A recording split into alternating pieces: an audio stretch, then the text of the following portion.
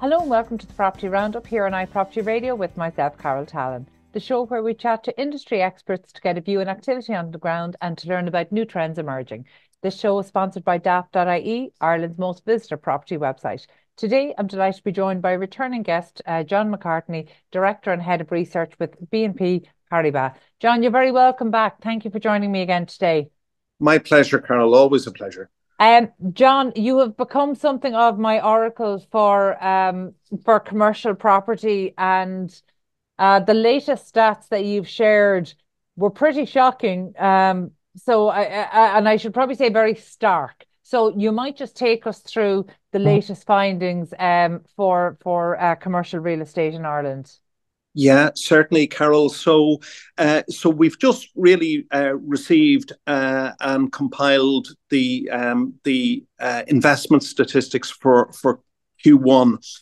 And just for the avoidance of doubt, what we're talking about here is the trading of income-producing tenanted properties across a range of sectors, including shops and offices, which were traditionally the biggest sectors, and apartments and alternatives like creches and things like that. So it covers the gamut. And I think the big takeaway from Q1 was that a fairly lackluster 2023 has continued, and probably, in fact, has become even more downbeat in Q1. It was a very quiet quarter. To put the numbers on it, we had just over 160 million euro of assets changing hands between January and the end of March.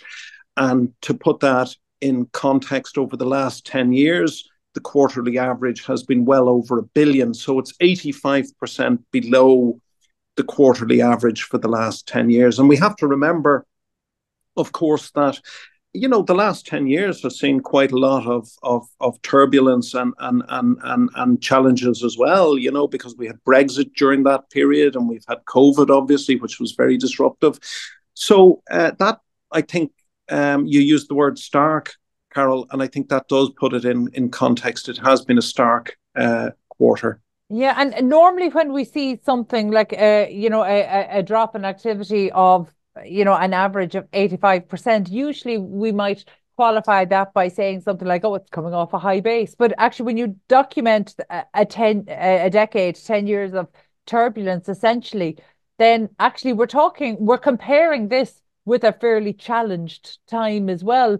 So in terms of the Q1 stats, is that what you had expected? It really is, yeah. I think there are no surprises. Really, you hope for a little bit of a tailwind in Q1, because Q4 is traditionally the biggest quarter of the year for deals getting done, and then inevitably some of them don't quite make it by the 31st of December, and they slip into Q1, and you get a little bit of a lift from that. But even notwithstanding that, it, as I say, was a very quiet quarter, and it was broadly expected. So let's break it down, because you talked about that these statistics are based across a range of income producing assets. So let's break it down maybe by sector as you see fit there. But let's start by talking about the office, because that's just so interesting at the moment. It's so not just controversial, but I mean, there's a sense of uncertainty about how people are going to use offices in the future. So maybe break down the office market if you can. Yeah, absolutely, Carol. So, I mean, across all of the sectors, property values are ultimately a function of yields, which are set in capital markets, and rents, which are set in the occupational market. And there is the old saying, that the occupational market sets the rent, and the capital markets set the multiple. And that's the case here. So if we look at the individual sectors, our focus then is on the occupational market, and offices is one of those sectors that is facing quite a challenged occupational market. So again, it looks like we've had under 18,000 square meters of take up in Q1. So that is very low by historical standards. Over a 10-year period, the annual level of take-up in the Dublin office market has been around 240,000 square metres. So to do 18,000 in the first quarter of the year is a very sluggish start, and it really is the continuation of the trend that we saw really throughout 2023 and indeed the latter half of 2022. And I think there's really two main reasons for this. The first reason is that the tech sector, which was such a big driver of demand for office space in Dublin, has really gone asleep in terms of office leasing. So again, just to put some numbers in place for context, between 2017 and 2021, the tech sector accounted for over 50% of all the office space that was leased in Dublin. But there was a bit of a watershed moment, sort of August, September 2022, when we had this tech wreck. When the NASDAQ suddenly came under pressure, the valuation of these tech companies came under scrutiny, and they all very quickly moved to implement cost-saving measures, including headcount reductions and so forth. And that has impacted Ireland as well. And I think there's two sides to it. The first thing is, the headcount reductions have a mechanical impact on the amount of office demand, because you instead of growing the number of people working in the sector, which had been the case throughout that period of 2017 through to the first half of 2022, and during that time, tech companies were not only leasing space to meet the requirements to accommodate their existing staff, but they were also leasing space ahead of time to meet the anticipated growth in their headcounts. So that has stopped, and in fact, employment in the sector is back about 4% year on year. So there has been a pullback in tech employment. The other thing, of course, is that intangible of sort of sentiment. Tech companies have, I think, become reluctant to do anything that is associated with extravagance or loose budgetary management. And in that sense, leasing fancy large offices has just kind of gone out of fashion for the tech sector for now. And that's a global phenomenon, but Dublin is sort of feeling the draft from that side of it as well. So that really is the first headwind for the office leasing market. And the second headwind is remote working or hybrid working. And obviously, the COVID pandemic was a game changer because it proved the concept of remote working, and it demonstrated that the technologies that are available to us are robust and fit for purpose. And so, the immediate impact of COVID was a spike in certainly service sector employees working from home. That spike has now retreated, and I have some statistics on it, Carol, if you bear with me. So, to be honest, it would be great to see some statistics, because actually, one of the things, I know you and I discussed it before, and I tend to talk about it frequently here, but the sentiment even around remote working is changing, both from the employer and the employee. It's an interesting time. I feel like a year ago we said, this is a open conversation. This conversation, is really only getting started. And I feel like I don't know if we're much closer to understanding what the end result will be. So I think actually looking at the stats is a good place to start, so we can at least understand. I mean, are we a year off even establishing a baseline? Well, I think we have, in a way, we've seen a sort of a stabilization. So and let me just set out the basis for what I'm going to say. So every country in the EU has to do a labour force survey. That's a requirement from Eurostat. And in Ireland, the quarterly labour force survey, in fact, this happens all across Europe. They all ask this these questions on remote working. And so there are two questions. The first question that's asked to employees who are selected, or sorry, households that are selected for the labour force survey is, firstly, in the last 4 weeks, did you do any work from home? And if you answer yes to that question, it passes you through then to a follow-up question, which is, okay, you've done some work from home. Did you do more than half of your working time from home or less than half of your working time from home? So having established the origin of the data, what we can say is that the proportion of people that were working from home at least some of the time, it peaked in 2021. So I'm just looking at the figures here. 44% of people were reporting that they worked sometimes or usually at home in Q1 2021. So right at the start of 2021. Now, that figure retreated as the economy reopened. And it had gone down to about 33% by Q3 2022, and it has now stabilized at that level. So at first glance, I think a reasonable narrative would be, okay, there was a spike in remote working when COVID struck.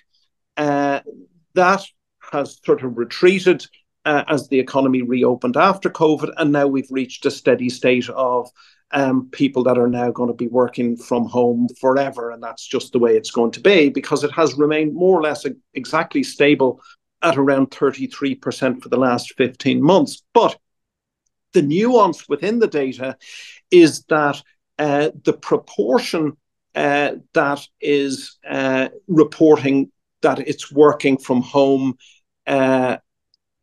usually that's more than half of their working time, has gone down over the last 15 months from about 25 to 20%, whereas the proportion that is sometimes working from home has gone up commensurately by 5 percentage points, from about 9% to about 14%.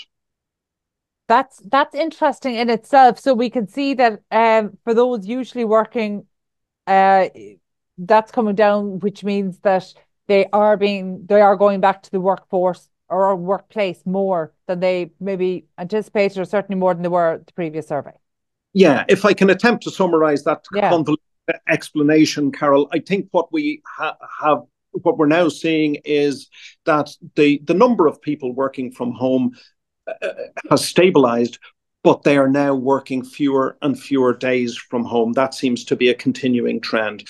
So they're migrating from the usually category to the sometimes category. And in layman's language, that means they're moving from 3 days a week or more to 2 days a week or fewer. That's interesting, and it's particularly interesting for me in the context of conversations I've had with estate agents up and down the West Coast only in the last week. And we talked a lot about corporate lettings, where we're seeing, for example, Limerick Chamber have a really interesting report, and they were showing that that almost 20% of the employers that they spoke to had some housing intervention on behalf of employees. So in some cases, that was just putting them in touch with an estate agent. In others, it was actually renting a property for their employees. But that seemed like an exceptionally high stat, operating kind of in the Midwest. But actually, when I spoke to estate agents up and down the West Coast, I was hearing some really interesting things. And particularly, I'm thinking a conversation I had with Tommy Carmody of Tommy Carmody's Property House. And he spoke about people who were renting or potentially buying or looking at buying. And he talked about those people using language to him like, oh, we've been called back to Dublin, or we've been told that this hybrid working or remote working is only in place for the next year, and then a decision will be made. And then they're essentially being put on notice that they might, again, the languages, be called back to Dublin. And that tells me that actually we still maybe don't know the baseline of where remote work, where it will land. If in a year's time more companies decide that they want people working in the workplace a large portion of the time, how is that going to impact people maybe who have made moves, and are we going to look at people leaving the workforce? So actually, just the Irish Examiner this week had an interesting report of or an interesting news item on a report that was carried out that actually was talking about Irish firms' desires to get workers back to the workplace could delay gender equality by a generation. Now, I don't know, is that scaremongering, or is that the reality, or is there a genuine fear that hybrid work did kind of shatter the 9 to 5 paradigm, and that actually if we take that away, it really will result in their language was the biggest female brain drain we've seen from the workplace. And I don't know, is that speculation or is that based on reality? When you're looking across the office markets and you're trying to get a sense of, well, can you get a measure of sentiment at this level of nuance?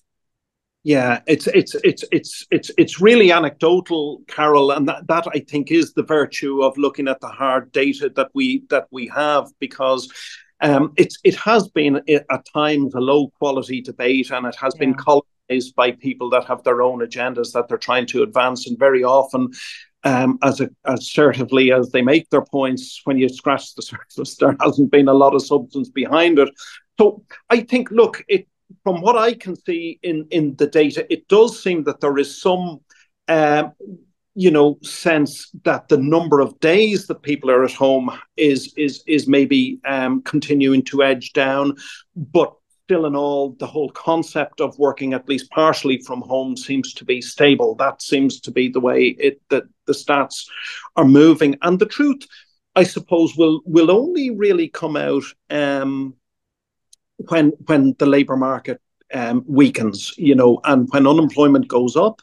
You can imagine then that employers will feel confident to assert the whip hand, and at that point, I think we will have a better understanding of whether this is going to be with us forever or whether it is a phase. And I think nobody really knows the answer to that at this point.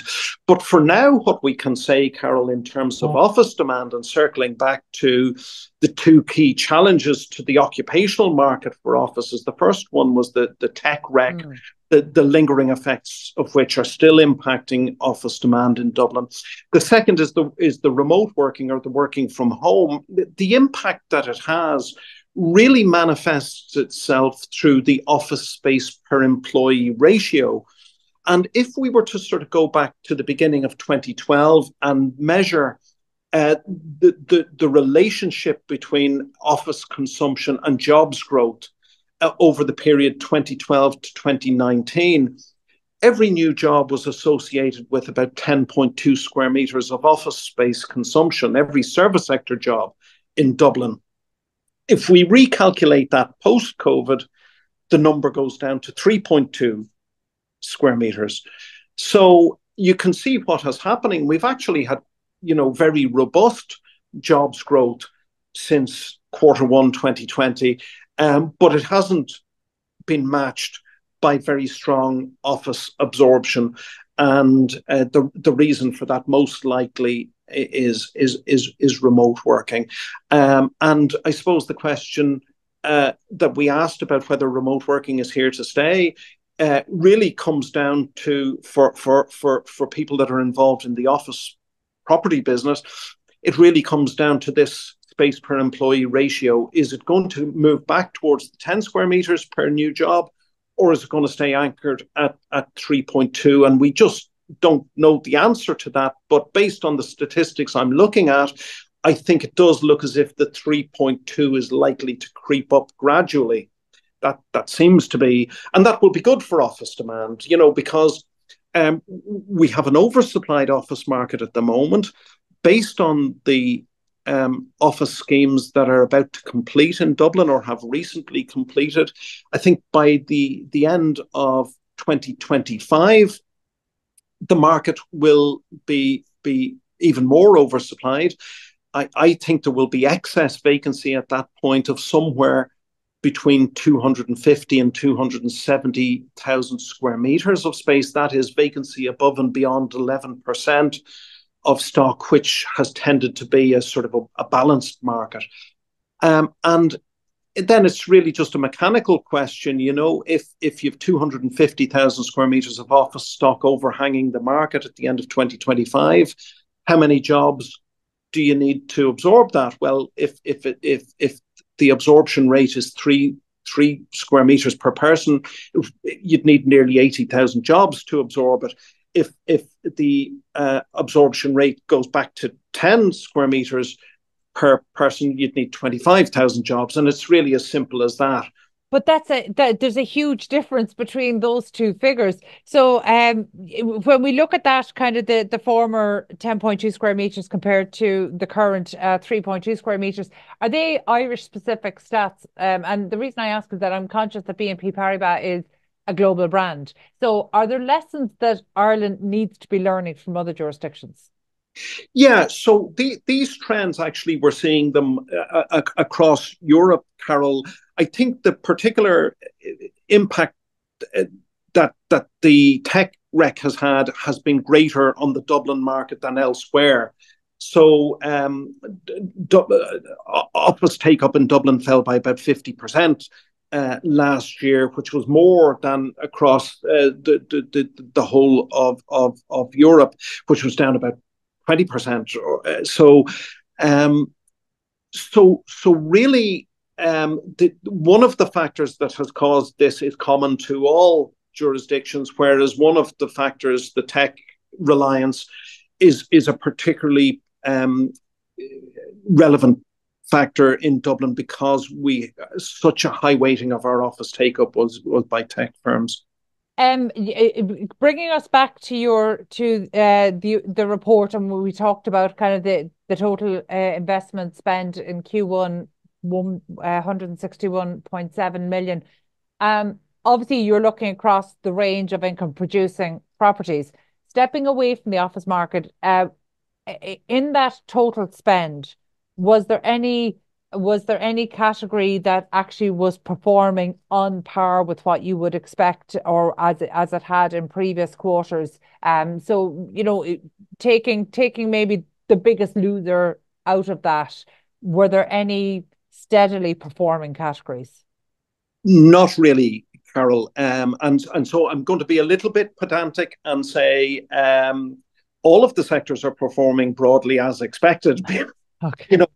Because the occupational markets in the commercial space are challenged, and in the residential space, the potential upside of rental growth isn't available because of the rent controls that we have. So everything is broadly as expected. I mean, I think we can rationalize what's going on, and we go back to where we began the conversation by saying, look, values are the product really of rents which are set in the occupational market and yields which come from the capital markets. And when interest rates go up, property yields have to go up as well. And there's really two reasons for that. Firstly, geared investors can't pay as much because they're not able to borrow as much. And secondly, and the cost of finance, of course, increases. And secondly, then, if the risk-free rate of return rises and you want to, then obviously, very steady Eddie, safe investments become competitive with commercial property returns, unless commercial property yields also go up to compensate for that, because nobody's going to take the risk and illiquidity of investing in a commercial property on board when they can get the same return by buying a government bond. It just wouldn't make sense to do that. So we know that the market is challenged on both sides. From the capital markets, interest rates have gone up, and when that happens, property yields have to move out, and it's an iron law. And then on the occupational market side, we've talked about offices, retail. Really, the occupational market for retail has been challenged for quite some time. And, there has been more aggressive repricing of retail assets to reflect that. That repricing process has advanced further, I would say, in the case of retail. And as a result of that, retail accounted for 43% of the action in Q1. So I think that is positive, but still in all, if we go back to MSCI data for Q4, the Q1 data aren't out yet, but capital values in retail are still falling as well, so it's not necessarily the case that we've reached the bottom for retail assets either. That repricing process may have further to run, but I think what we can say with certainty is that the retail sector has been under duress for a longer period, under pressure, and as a result of that, vendors' expectations have become, I think, more realistic than is the case for office vendors. And so as a result, buyers are responding to that. And there's a perception, particularly in the regions and particularly in certain sectors like neighborhood shopping, that there is value out there. What we're also seeing, I think, interestingly, is that on the streets around Grafton Street in Dublin, Wicklow Street, South Anne Street, those streets, and Grafton Street itself, there actually has been more trading in the last 12 months than we've had for years and years. And partly, I think that is a perception that maybe we are now getting to the point where there is a bit of value in some of those assets. And also, I think there has been more available supply of assets to buy. And that really, I think, reflects a change in attitude of the big institutional investors that had those assets locked up for a long time and weren't selling. I think they're now increasingly beginning to view that form of retail as non-core, and they're making them available to purchase for the first time in a long time. Just speaking of the Grafton Street, I think we were tracking some of the vacancy along there, and I think we're down to our last vacant unit, which I understand is under negotiation right now. So that's been really a core transformation there. John, before we finish up today, I am reminded of the last time you and I spoke, and I think how you put it to me was that things were going to get worse before they got better. But you said something to me that really stuck in my mind, and that was that the industry sometimes can be a little slow to recognize when things are on a downward slope, a little bit slow, but they can similarly be a little bit slow to recognize, maybe when we are starting to see the signs of positive. So on that basis, where do you think we are now in that dip, and what are your expectations of the market over the next 12 to 24 months, knowing that we're coming into some really uncertain political times? Yeah, no, absolutely, Carol. Well, I think there's I suppose mixed news really. I mean, you're absolutely correct to say that investors do overbuy and then they oversell during a downturn. So there will be opportunities, and there are in every cycle for astute investors that are well advised to pick up assets at low prices, and that will be the case again this time. In terms of the outlook, I think a lot depends on interest rates. And, I suppose we're estate agents, and as much as I'm an economist, there are specialists who are working in financial markets that are looking at this stuff every day. And it does seem to be the case that there is now a market expectation that we will have some interest rate cuts this year. And that should in turn take pressure off yields and allow yields to move in after a lag. So I would expect that will support values as we move into 2025. So that would be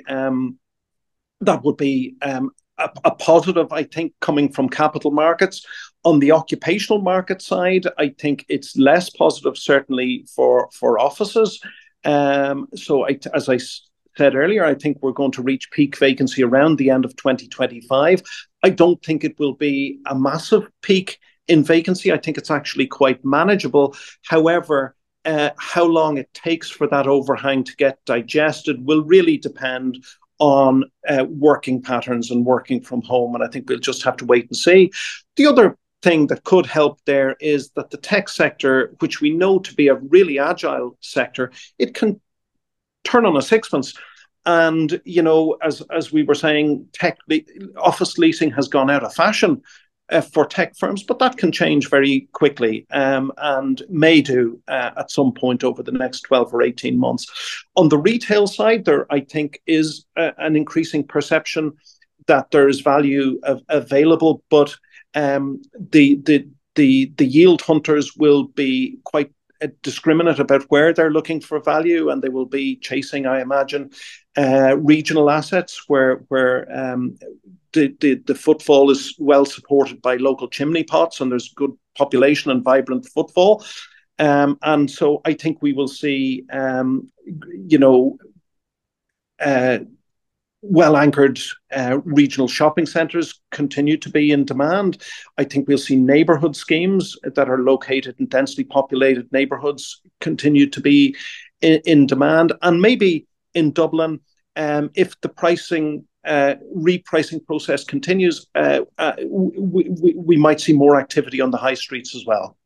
Okay, John, that's a great summation of it. And I think the repricing is interesting in the context of what you're talking about happened in retail, and if we'll see that filter down across the other sectors. So I think that's a particularly interesting one. And I suppose in relation to tech, I did see a stat that actually I think Q1 this year was the first quarter since 2012 that fintech didn't take up space. And that in itself is telling, considering that is the tech success story of Dublin as well. So thank you so much for joining me today. As always, I genuinely appreciate you kind of going through the nuance within the data, because I think that's sometimes what's lacking from the industry conversation that we have. So I always appreciate when you take the time to do that. Thank you so much. That was John McCartney, Director and Head of Research with BNP Paribas. Also, my thanks to Katie Tallon and to production team at Hear Me Roar Media. And our huge thanks, of course, to our show sponsor, daft.ie, Ireland's most visited property website. And thank you indeed for tuning in. We'll catch you on the next episode of the Property Roundup. In the meantime, please be sure to check out all of the other Irish and international real estate and construction shows here on iPropertyRadio.com.